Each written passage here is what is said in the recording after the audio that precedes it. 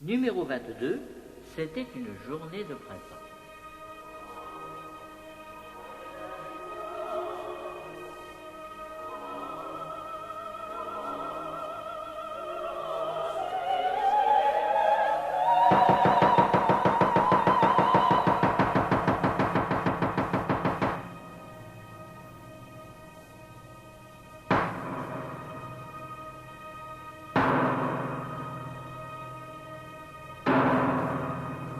C'était une journée de printemps.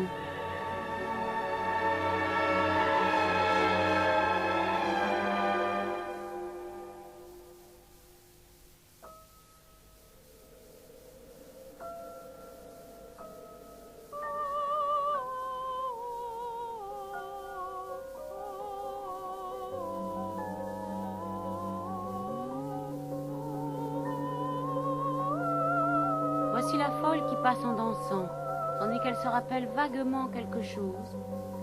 Les enfants la poursuivent à coups de pierre comme si c'était un merle. Elle brandit un bâton et fait mine de les poursuivre, puis reprend sa course.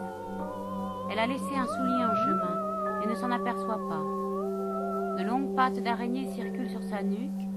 Ce ne sont autre chose que ses cheveux. Son visage ne ressemble plus au visage humain et elle lance des éclats de rire comme l'hyène. Elle laisse échapper des lambeaux de phrases dans lesquelles, en les recousant, très peu trouveraient une signification claire. Sa robe, percée en plus d'un endroit, exécute des mouvements saccadés autour des jambes osseuses et pleines de boue. Elle va devant soi, comme la feuille du peuplier, emporter, elle, sa jeunesse, ses illusions et son bonheur passé, qu'elle revoit à travers les brumes d'une intelligence détruite par le tourbillon des facultés inconscientes. Elle a perdu sa grâce et sa beauté primitive, sa démarche est ignoble, et son haleine respire l'eau de vie. Si les hommes étaient heureux sur cette terre, c'est alors qu'il faudra s'étonner. La folle ne fait aucun reproche, elle est trop fière pour se plaindre, et mourra sans avoir révélé son secret à ceux qui s'intéressent à elle, mais auxquels elle a défendu de ne jamais lui adresser la parole. Les enfants la poursuivent à coups de pierre, comme si c'était un merle.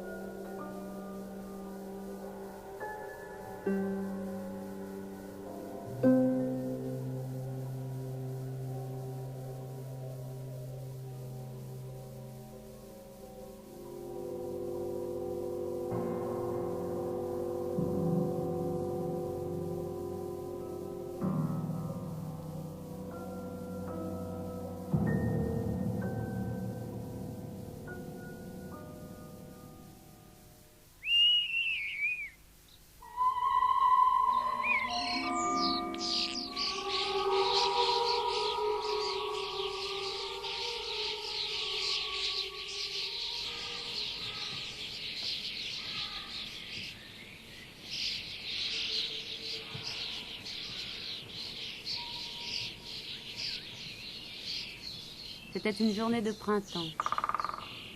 Les oiseaux répandaient leurs cantiques en gazouillement, et les humains, rendus à leurs différents devoirs, se baignaient dans la sainteté de la fatigue.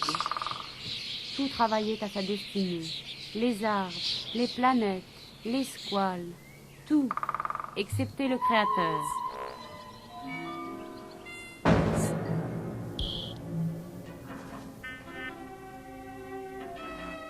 Il était étendu sur la route, les habits déchirés. Sa lèvre inférieure pendait comme un câble somnifère. Ses dents n'étaient pas lavées et la poussière se mêlait aux ondes blondes de ses cheveux. Engourdi par un assoupissement pesant, broyé contre les cailloux, son corps faisait des efforts inutiles pour se relever. Ses forces l'avaient abandonné et il gisait, là, faible comme le ver de terre, impassible comme l'écorce. Des flots de vin remplissaient les ornières, creusés par les soubresauts nerveux de ses épaules. L'abrutissement, au groin de porc, le couvrait de ses ailes protectrices et lui jetait un regard amoureux. Ses jambes, aux muscles détendus, balayaient le sol comme deux mâts aveugles. Le sang coulait de ses narines. Dans sa chute, sa figure avait frappé contre un poteau.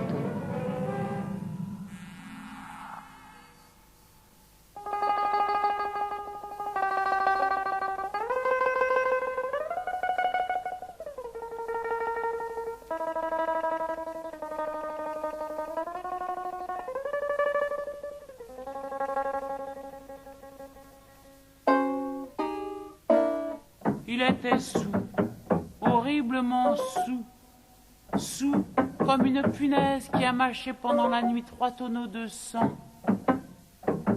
L'homme qui passait s'arrêta devant le Créateur méconnu, et aux applaudissements du morpion et de la vipère, fienta pendant 3 jours sur son visage auguste.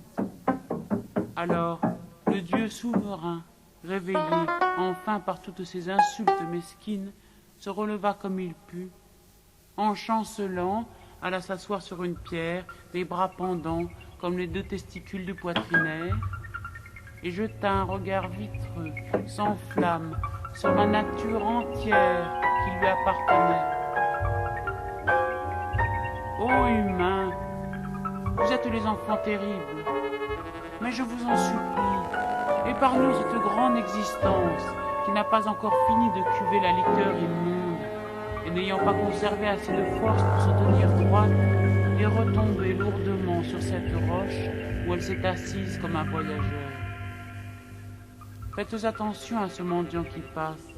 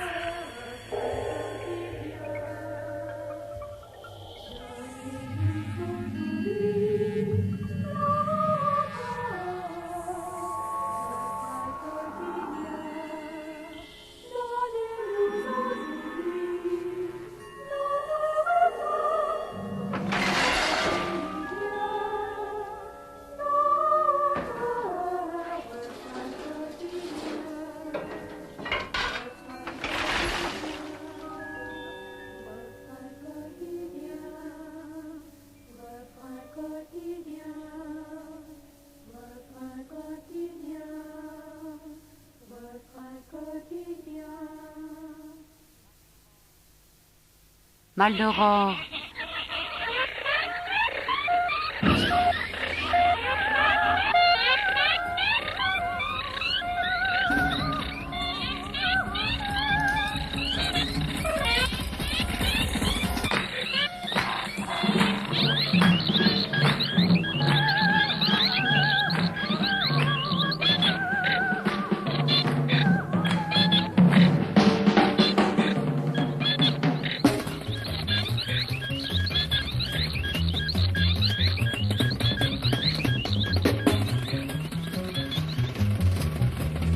Mal d'aurore,